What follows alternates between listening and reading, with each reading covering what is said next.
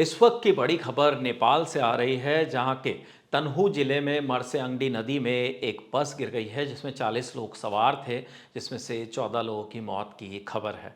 बताया जा रहा है कि ये सभी लोग भारतीय थे। विकास वर्मा ने इस खबर के बारे में तमाम जानकारियां जुटाई हैं। मैं विकास से सीधा जानना चाहूँगा कि क्या जानकारी इस मामले में मिल रही है। विकास।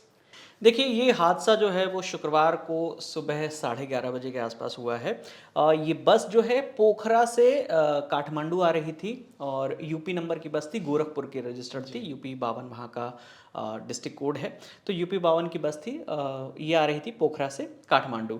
तो 11:30 बजे जब आप पोखरा से काठमांडू की ओर चलेंगे तो करीब 200 किलोमीटर का ये सफ़र डिस्टेंस है, है जी। 200-220 किलोमीटर का। और वहाँ से थोड़ी ही दूर चलने पर ये आप पहुँच जाते हैं पोखरा से तनहू, करीब 70 किलोमीटर है। तो बस ने 3 घंटे का करीब सफ़र पूरा किया होगा। और वहाँ पर वो पहाड़ी रास्ता है। पोखरा जो है वो भी पूरा पहाड़ी है। जैसे अगर हम यहाँ पे नैनीताल की बात करें जी। तो वो वहाँ उस तरीके की ही वहाँ पर लेक्स हैं और वो तमाम जगह हैं वहाँ पर। तो वहाँ से बस चले थे, यात्री बैठ के आ रहे थे। और वहाँ पर जो प्राइमरी रिपोर्ट आ रही है नेपाली मीडिया हाउसेस के हवाले से, जो जी। दावा किया जा रहा है कि वहाँ पर बस जो है अनियंत्रित होकर गिर गई। अब रीज़न ये नहीं पता चल पाया है कि ओवर स्पीडिंग थी या कोई जानवर आ गया या ओवरटेक हो रहा था, लेकिन ये कहा गया अनियंत्रित होकर बस गिर गई नदी में। और जो नदी है वो मार्सयांगडी नदी है, तनहू ज़िला है। वहाँ पर अम्बू खैरनी जगह है तनहू ज़िले के अंदर।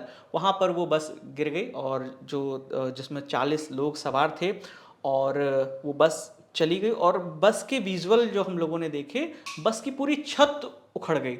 और जो मेन रोड से जो नदी है वो बहुत नीचे है।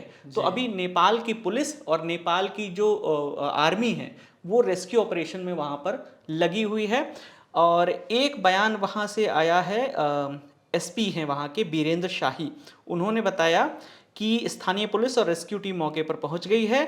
सेना और बाकी जो वहाँ के सशस्त्र बल हैं उनको भी अलर्ट पर रखा गया है। अब रेस्क्यू ऑपरेशन में दिक्कत क्यों आ रही है?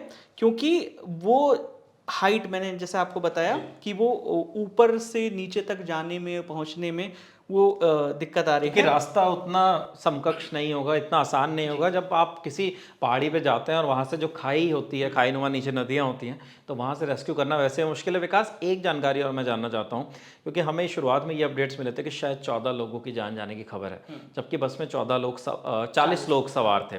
तो 14 की जान गई है और 16 लोग घायल बताया जा रहा है। तो बाकी 10 लोगों के बारे में कोई जानकारी मिल रही है या अभी? देखिए, अभी कोई जानकारी उनके बारे में नहीं आ रही है। हाँ, एक जानकारी ज़रूर ये आ रही है कि इनमें से ज़्यादातर लोग महाराष्ट्र के थे।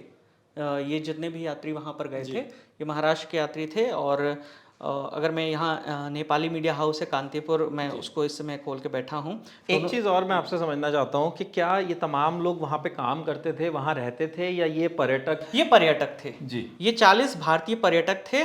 और इन सब का रिकॉर्ड भी जो है यूपी 53 FT नंबर है 7623, ये नंबर की बस है।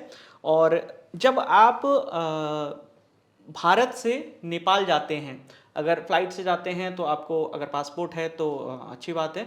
अगर पासपोर्ट नहीं है तो आपको वोटर आईडी कार्ड के आधार पर वहाँ आपको इमिग्रेशन पे आपको नोट डाउन कराना होता है। उसके बाद आप फ्लाइट में बोर्ड कर सकते हैं।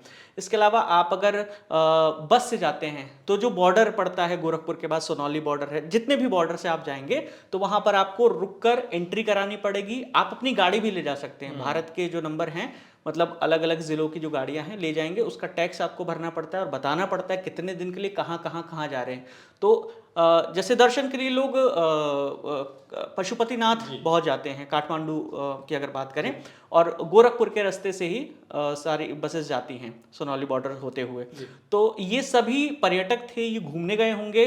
पहले काठमांडू इन्होंने घूमा होगा और काठमांडू के बाद पोखरा गए होंगे। जैसे मैंने बताया कि वहाँ का एक हिल स्टेशन टाइप है। और कुष्मा ग्यादी आगे और जगह है नेपाल में, ये टूरिस्ट स्पॉट हैं बहुत सारे।